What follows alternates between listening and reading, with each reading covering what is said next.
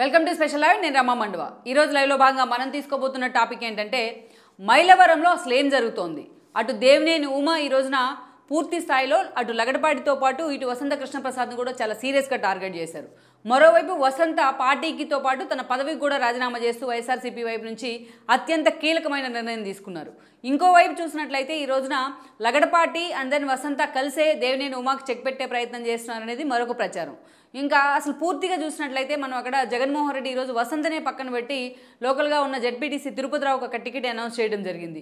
ఇక మరోవైపు చూసినట్లయితే ఈ రోజున వసంత త్వరలోనే జనసేన జెండా కప్పుకోబోతున్నారన్న ప్రచారం ఉంది.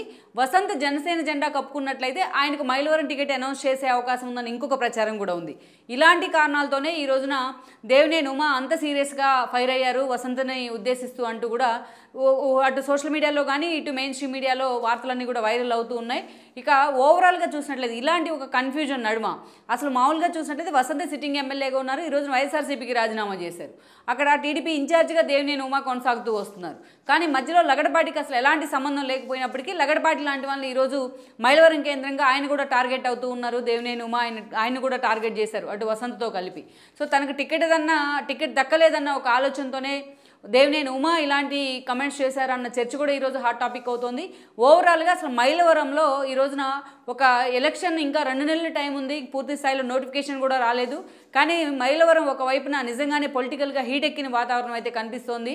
నిజంగా ఒక మాటలో చెప్పాలంటే రగులుతున్న మైలవరం అన్నట్టుగా అక్కడ పరిస్థితులు ఉన్నాయని అనుకోవాలి. ఈ రోజున అసలు ఏం జరుగుతోంది మైలవరం వేదికగా? టీడీపీ అధిష్టానం దేవినేని ఉమా విషయంలో ఎలాంటి ఆలోచన చేస్తోంది, వసంత విషయంలో ఎలాంటి ఆలోచన చేస్తోంది? ఈరోజు జనసేన వైపు వసంత వెళ్ళినట్లయితే ఆయనకు పవన్ కళ్యాణ్ రెడ్ కార్పెట్ పరిచే అవకాశాలు ఎంతవరకు ఉన్నాయి?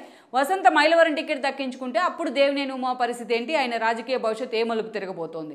అసలు ఈ టోటల్ ఎపిసోడ్లో లగడపాటి పాత్ర ఎంత? ఈ అంశాలన్నీ కూడా చాలా సీరియస్గా హాట్ టాపిక్ అవుతూ ఉన్నాయి. ఓన్లీ ఈ ఇష్యూస్ అన్నీ కూడా మైలవరం కేంద్రంగానే కాదు, ఈరోజు ఉమ్మడి కృష్ణా జిల్లా రాజకీయాల్లో కూడా ఈ ఇష్యూస్ అన్నీ కూడా హాట్ టాపిక్ అవుతూ వస్తున్నాయి. అసలు మైలవరం అనేది ఈ రోజున ఒక హాట్ సీట్గా మారబోతోంది. సో అనేక ట్విస్టులు అయితే ఈ నియోజకవర్గం కేంద్రంగా చోటు చేసుకుంటూ ఉన్నాయి. గంటకు అక్కడ పరిణామాలు కూడా మారుతూ ఉన్నాయి. అందుకే అసలు అక్కడ ఏం జరుగుతోంది అనే ఆసక్తి అయితే మాత్రం రాష్ట్ర రాజకీయాల్లో కూడా ఈరోజు మొత్తం అందరినీ మైలవరం మీదే కాన్సన్ట్రేషన్ చేసే విధంగా కొన్ని పరిస్థితులు అయితే వస్తున్నాయి. రాజకీయ సమీకరణాలు వీటి గురించి మనం చర్చించాలంటే ఇప్పుడున్న పరిస్థితి కారణం ఏంటో తెలుసుకోవాలంటే గత కొంతకాలంగా అక్కడ జరుగుతున్న పరిణామాలన్నింటినీ కూడా మనం తెలుసుకునే ప్రయత్నం చేయాలి. పర్టికులర్లీ గతంలో అటు దేవినేని ఉమాను చూసుకున్నట్లయితే ఆయన పలుసార్లు నందిగామ నుంచి కూడా ఎమ్మెల్యే అయ్యారు. ఆ తర్వాత కాన్స్టిట్యున్సీ మారిన తర్వాత కూడా ఆయన పర్టికులర్లీ ఆ తర్వాత నుంచి చెప్పుకోవాలి ఆయన గురించి. 2014 ఎన్నికల్లో దేవినేని ఉమా మైలవరం కాన్స్టిట్యున్సీ నుంచి ఎమ్మెల్యేగా గెలవడం జరిగింది.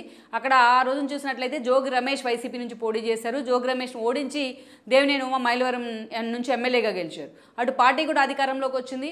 చంద్రబాబు పాదయాత్రలో కూడా అత్యంత కీలకంగా దేవినేని ఉమా వ్యవహరిస్తూ వచ్చారు. చంద్రబాబు నాయుడుకి అత్యంత సన్నిహితుడైన నేతగా కూడా ఉమాకి పేరుంది. అలాంటి ఉమాకు చంద్రబాబు నాయుడు అత్యంత కీలకమైన భారీ నీటిపారుదల శాఖ మంత్రిగా బాధ్యతలు ఇవ్వడం జరిగింది. ఇక అదే స్థాయిలో అటు పోలవరం దగ్గర నుంచి పట్టిసీమ దాకా అనేక అంశాల్లో చంద్రబాబుతో పాటు సహచరుడుగా ఉంటూ అనేక కీలక కార్యక్రమాల్లో కూడా దేవినేని భాగస్వామ్యం అవుతూ వచ్చారు. ఏదైతే సోమవారాన్ని పోలవరంగా మార్చుకొని కూడా అనేక కార్యక్రమాల్లో ఆయన ఇరిగేషన్ ప్రాజెక్ట్స్ సంబంధించి అనేక ఇష్యూలు తన వాయిస్ కూడా వినిపిస్తూ వచ్చారు మంత్రిగా.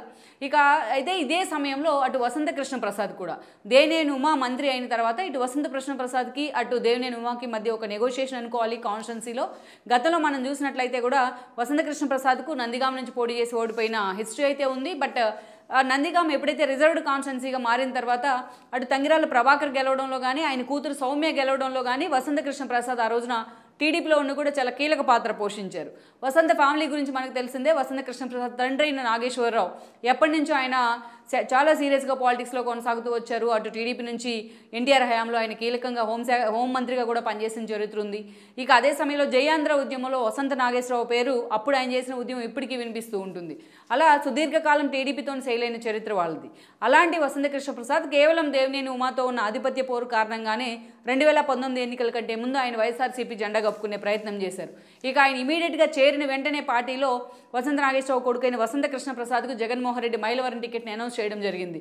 గత ఎన్నికల్లో 2019 ఎన్నికల్లో దేవినేని ఉమా టీడీపీ నుంచి పోటీ చేస్తే వసంత వైఎస్ఆర్సీపీ నుంచి పోటీ చేశారు. అయితే మైలవరం నుంచి మాత్రం ఆ రోజున వసంత కృష్ణప్రసాదే దేవినేని ఉమాను ఓడించి మరీ ఎమ్మెల్యే కావడం జరిగింది. అయితే ఎమ్మెల్యే అవ్వకముందు ఒక లెక్క, అయిన తర్వాత మరొక లెక్క అన్నట్టుగా జగన్మోహన్ రెడ్డి వ్యవహరిస్తూ వచ్చారు. కమ్మ సామాజిక వర్గ ఓటాలో వసంత కృష్ణప్రసాద్ తన మంత్రి పదవి మీద ఎన్నో హోప్స్ పెట్టుకున్నారు. స్టార్టింగ్ జగన్మోహన్ రెడ్డి క్యాబినెట్లో కొడాలి నాని లాంటి వాళ్ళకైతే మంత్రి పదవులు దక్కాయి. ఆయన తీసి 2.5 ఏళ్ల తర్వాత మంత్రివర్గ ప్రక్షాళన పేరుతో కొడాలిని తీసి పక్కన పెట్టిన సమయంలో తనకి మంత్రి పదవి వస్తుందని కూడా, ఏదైతే జిల్లా ఈక్వేషన్ కావచ్చు, సామాజిక వర్గ ఈక్వేషన్లో తనకు మంత్రి పదవి వస్తుందని కూడా వసంత లెక్కలు కట్టారు. బట్ జగన్మోహన్ రెడ్డి అప్పుడు కూడా ఆయన పక్కన పెడతాం జరిగింది. ఇక అదే సమయంలో ఇటు దేవినేని ఉమా ఓడిపోయిన తర్వాత ఆయనకు అన్ని రకాలుగా సఫికేషన్ అయితే ఎదురవుతూ వచ్చింది కాన్స్టెన్సీలో. ఒకవైపు చూస్తే తన ప్రత్యర్థి అయిన ఒకే పార్టీలో ఉండి అప్పుడు బయటికి వెళ్ళిన వసంత తన మీద గెలవడం, అంటే తన మీద అప్పర్ హ్యాండ్ సాధించారు 2019 ఎన్నికల్లో. మరోవైపు దేవినేని ఉమా మీద స్థానికంగా ఉన్న నేతలంతా కూడా, ఆయన వ్యతిరేకులంతా కూడా ఏకమయ్యి ఈరోజు వసంతకు మద్దతు తెలుపుతున్న పరిస్థితి. ఇక ఈరోజు దేవినేనికి టికెట్ ఇస్తే ఒప్పుకునే ప్రసక్తే లేదంటూ కూడా బొమ్మసాని సుబ్బారావు లాంటి వాళ్ళు ఎప్పటికప్పుడు మాట్లాడుతూ తనకే టికెట్ కావాలంటూ కూడా దేవినేని రెచ్చగొట్టే ప్రయత్నం కూడా చేస్తున్నారు. దేవినేని మీద సోషల్ మీడియా వేదికగా అనేక పోస్టులు పెడుతూ ఆయనకు వ్యతిరేకంగా అనేక రకాలుగా ఆయన వ్యతిరేకులంతా రాజకీయం చేస్తున్నారు కలిసికట్టుగా అనేది ఆయన వర్గం చేస్తున్న ఆరోపణ. ఈ సఫికేషన్ అయితే ఎప్పటి నుంచో దేవినేని మీద ఉందనే చెప్పుకోవాలి. చంద్రబాబు నాయుడు అత్యంత ప్రయారిటీ ఇచ్చినా ఆ ప్రయారిటీని దేవినేని ఉమా నిలబెట్టుకోలేదు అంటూ కూడా చాలామంది విమర్శలు చేసిన సందర్భాలు కూడా ఉన్నాయి. అటు నిన్న మొన్న పార్టీని వీడిన కేసినేని నాని దేవినేని టార్గెట్ చేశారు. వంశీ లాంటి వాళ్ళు పార్టీ వీడిన సమయంలో దేవినేని ఉమాని టార్గెట్ చేశారు. కొడాలి నాని లాంటి వాళ్ళు పార్టీని వీడిన సమయంలో కూడా దేవినేనినే టార్గెట్ చేశారు. ఇక ఈరోజు వసంత కృష్ణప్రసాద్కు దేవినేని ఉమాకి మధ్య ఆ నెగోషియేషన్ నడుస్తూనే ఉంది.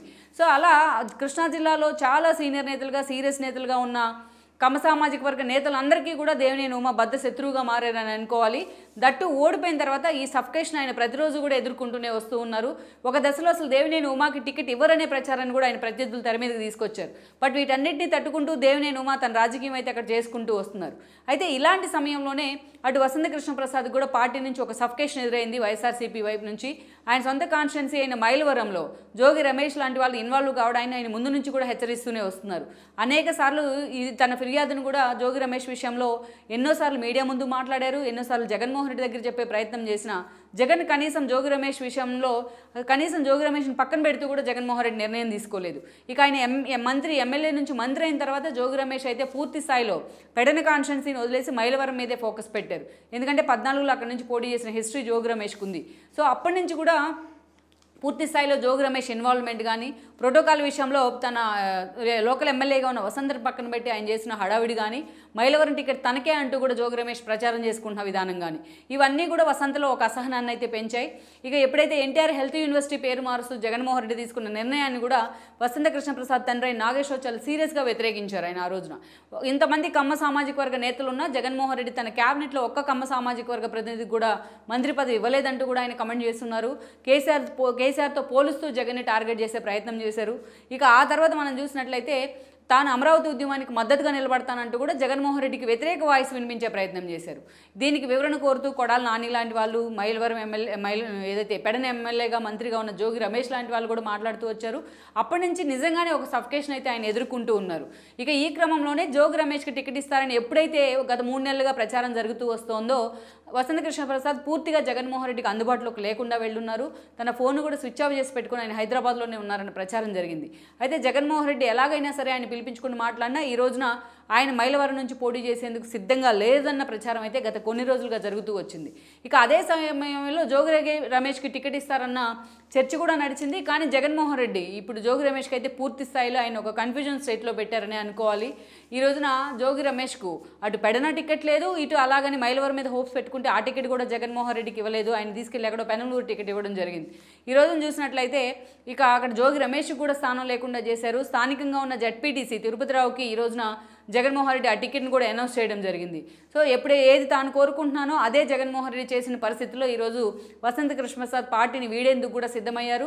చాలా సీరియస్గా గత 6 ఏళ్లుగా తాను వైసీపీలో ఎదుర్కొన్న అవమానాలని మీడియా ముందుంచే ప్రయత్నం చేశారు. తాను ఎమ్మెల్యేగా ఉన్నా తను నమ్ముకున్న వాళ్ళకి ఏ న్యాయం చేయలేకపోతానంటూనే మరో విధంగా కూడా ఇక మంత్రుల పనితీరు మీద, అదేవిధంగా జోగి రమేష్ యాటిట్యూడ్ మీద, ఈ జగన్మోహన్ రెడ్డి పరిపాలన మీద, అమరావతి విషయంలో జగన్మోహన్ రెడ్డి తీసుకున్న స్టాండ్ మీద, వీటన్నిటిని కూడా టార్గెట్ చేస్తూ ఆయన మీడియా ముందు మాట్లాడారు. ఇక అదే సమయంలో ఆయనకి ఏ పార్టీలోకి వెళ్తారన్న క్వశ్చన్స్ కూడా ఎదురయ్యాయి. ఇదే సమయంలో ఆయన అటు అన్ని పార్టీల నుంచి తనకు ఆహ్వానం ఉంది, త్వరలోనే తన డెసిషన్ మేకింగ్ కూడా ఉండబోతుందంటూ ఒక క్లారిటీ అయితే ఇచ్చారు. ఒకవైపు వసంత కృష్ణప్రసాద్ విషయంలో ఇలాంటి డెవలప్మెంట్ జరుగుతూ ఉన్న సమయంలోనే మరోవైపు దేవినేని ఉమా తన కార్యకర్తలతోని కూడా భేటీ అయ్యారు. ఎప్పుడైతే వసంత పార్టీని వీడతారని వ్యాఖ్యలు వచ్చాయో, ఎప్పుడైతే అది ఒక ఎండార్స్గా ఆయన ప్రకటన చేశారో అప్పుడే దేవినేని ఉమా కూడా అలర్ట్ అయ్యారు. ఈరోజు ఆయన టీడీపీలోకి వచ్చినట్లయితే తనకు టికెట్ ఉండే అవకాశం లేదన్న ఒక ప్రచారం కానీ, వసంతతో ఎప్పటి నుంచో ఉన్న విభేదాలు కానీ దేవినేని ఉమాని ఇక్కడ అసహనానికి అయితే గురి చేస్తున్నాయి. అందుకే అదే సమయంలో లగడపాటి పేరును కూడా వసంతని కమెంట్ చేస్తూనే చాలా భారీ స్థాయిలో ట్రోల్ చేశారు ఆయన వసంతను. అదే సమయంలో లగడపాటిని కూడా టార్గెట్ చేస్తూ దేవినేని మాట్లాడడం జరిగింది. లగడపాటి రాజగోపాల్కి ఇక్కడ సంబంధం ఏంటి అనే వాళ్ళకి చాలా వసంత కృష్ణప్రసాద్ ఫ్యామిలీతో లగడపాటికి చాలా సత్సంబంధాలు ఉన్నాయి. వసంత నాగేశ్వరరావుతో కూడా లగడపాటికి సత్సంబంధాలు ఉన్నాయి. ఆయన పూర్తి స్థాయిలో ఎంపీగా ఉన్నప్పటి నుంచి సమైక్యాంధ్ర ఉద్యమం వరకు కూడా. సో ఆ స్థాయిలో లగడపాటి వసంత కృష్ణప్రసాద్ ఫ్యామిలీకి మధ్య సత్సంబంధాలే ఉన్నాయి. వాళ్ళిద్దరూ కలిసి నడిచిన సందర్భాలు కూడా ఉన్నాయి అనేక సిచ్యువేషన్స్లో. సో అందుకనే ఈ రోజున లగడపాటి సహకారంతోనే ఈ రోజున వసంత కృష్ణప్రసాద్ టీడీపీలోకి వస్తారన్న ప్రచారం కానీ, టీడీపీలో తనకు అవకాశం లేకుండా డైరెక్ట్గా టీడీపీలోకి వస్తే అది దేవినేని హిట్ చేసినట్టు అవుతుంది. అందుకనే ఈ రోజున జనసేనలోకి వెళ్ళి ఇండైరెక్ట్గా జనసేన నుంచి త్రూ ఆ టికెట్ తీసుకున్నట్లయితే పవన్ కళ్యాణ్ కోసం చంద్రబాబు నాయుడు ఆ సీటుని త్యాగం చేసే అవకాశం ఉందనే ప్రచారం ఉంది. అందుకే ఈరోజు వసంత కృష్ణప్రసాద్ జనసేన జెండా కప్పుకోబోతున్నారు. త్వరలోనే పవన్ కళ్యాణ్ కూడా కలవబోతున్నారు అంటున్నారు. ఎందుకంటే తను డైరెక్ట్గా టీడీపీలోకి వెళ్ళినట్టే దేవినేని ఉమాను పక్కన పెట్టి వసంత వైపు చంద్రబాబు నాయుడు ఎంతవరకు చూస్తారనేది ఒక పెద్ద క్వశ్చన్ మార్క్ అనే చెప్పాలి. అందుకే డైరెక్ట్గా ఈ టికెట్ విషయంలో వసంత కృష్ణప్రసాద్ అందుకే పూర్తి స్థాయిలో జనసేన వైపు వెళ్లాలని ఆలోచన చేస్తున్నారన్న ప్రచారం ఉంది. అయితే ఇక్కడే ఒకటి ట్విస్ట్ ఉంది. ఇదే సమయంలో అటు వసంత జనసేన నుంచి వచ్చినా ఆయనకు మైలవరం టికెట్ ఇచ్చే అవకాశం లేదనే కొన్ని వాదనలు వినిపిస్తూ ఉన్నాయి. ఆయన విజయవాడ ఎంపీగా పోటీ చేస్తనే అంశం కూడా గత 3 రోజులుగా హాట్ టాపిక్ అవుతూ వస్తుంది. సో కారణాలు ఏవైనప్పటికీ ఈ రోజున దేవినేని ఉమాను అంత ఈజీగా తీసి పక్కన పెట్టేందుకైతే పార్టీ అధిష్టానం అంత సానుకూలంగా లేదని అనుకోవాలి. అలాగే అటు అర్ధబలం అంగబలం పుష్కలంగా ఉన్న వసంత లాంటి వాళ్ళు పార్టీలోకి వస్తానంటే ఆయన తీసి పక్కన పెట్టే అవకాశం కూడా టీడీపీకి లేదనే చెప్పాలి. ఇప్పటికే వసంత కృష్ణప్రసాద్ లోకేష్తో టచ్లోకి వచ్చినట్టు, ఆయనతో భేటీ అయినట్టుగా కూడా ప్రచారం జరుగుతూ వస్తోంది. మరోవైపు చూసినట్లయితే తాజాగా ఈ పరిణామాలను ఎండార్స్ చేసే విధంగా ఆయన మాట్లాడుతూ వచ్చున్నారు. సో అయితే దేవినేని ఉమా తనంత హార్ష్గా టార్గెట్ చేసినా బట్ వసంత మాత్రం అంతే సాఫ్ట్ కార్నర్తో దేవినేని ఉమాని టార్గెట్ చేస్తూ కూడా మాట్లాడారు. కానీ ఎక్కడ అంత పెద్ద విమర్శలకైతే ఆయన తావివ్వలేదనుకోవాలి. ఇలాంటి ఇండికేషన్ ద్వారా తాను రేపు ఎక్కడి నుంచి పోటీ చేయబోతున్నాననే ఒక సమాచారాన్ని ముందుగానే లీక్ చేశారనే చర్చ కూడా జరుగుతోంది. మరి ఈరోజు ఇప్పుడున్న పరిస్థితుల్లో వసంత జనసేన జెండా కప్పుకున్నట్లయితే ఆయనకి ఎంతవరకు కూడా ఉమాను పక్కన పెట్టి ఉమ్మడి అభ్యర్థిగా ఈరోజు వసంత కృష్ణప్రసాద్ బరిలో దిగే అవకాశం ఉంటుంది మైలవరం నుంచి అనేది ఒక క్వశ్చన్ అయితే, బట్ అదే సమయంలో ఈ రోజున విజయవాడ ఎంపీగా వెళ్ళమంటే వసంత ఎంతవరకు అంగీకరించే అవకాశం ఉందనేది అయితే ఒక కీలక అంశం అనే చెప్పాలి. మొత్తానికి ఈ రోజున ఈ పరిణామాలన్నీ కూడా అటు వసంత కృష్ణప్రసాద్తోనే తన సఫికేషన్ ఎదుర్కొంటూ ఉన్న ఈ సమయంలో ఈ రోజున లగడపాటి లాంటి వాళ్ళు ఆయనకు ఒక యాడ్ ఆన్ ఎలిమెంట్గా మారడాన్ని అయితే మాత్రం దేవినేని ఉమా డైజెస్ట్ చేసుకోలేకపోతున్నారు. తన తీరుకు భిన్నంగా ఎప్పుడూ లేని విధంగా ఆయన ఈ స్థాయిలో లగడపాటిని అండ్ దెన్ వసంతని టార్గెట్ చేస్తూ కూడా ఈరోజు మీడియా ముందుకు రావడం జరిగింది. ఈ పరిణామాలన్నింటినీ కూడా పార్టీ అధిష్టానం పరిశీలిస్తూనే ఉంది. పూర్తి స్థాయిలో మైలవరం గురించి రేపో మాపో ఒక సమీక్ష కూడా చంద్రబాబు నాయుడు చేయబోతున్నారు. టికెట్ ఎవరికి ఇస్తున్నాననే అంశానికి సంబంధించి కూడా మరో 2 రోజుల్లో పూర్తి స్థాయిలో తెరపడబోతోందని చెప్తున్నారు ఈ ఇష్యూకి. సో ఓవరాల్గా ఈరోజు ఇలాంటి పరిణామాల మధ్య వసంత రాజకీయ భవిష్యత్తుతో పాటు ఉమా రాజకీయ భవిష్యత్తు ఏంటనే అంశం మాత్రం ఒక హాట్ టాపిక్ అవుతోంది. ఇలాంటి పరిణామాలతో ఇలాంటి రాజకీయ సమీకరణాలతో ఈరోజు మైలవరం అనేది ఒక హాట్ సీట్గా మారిందని మనం చెప్పక తప్పదు. ఈ వీడియో మీకు నచ్చినట్లయితే please share, like and subscribe R24 Telugu.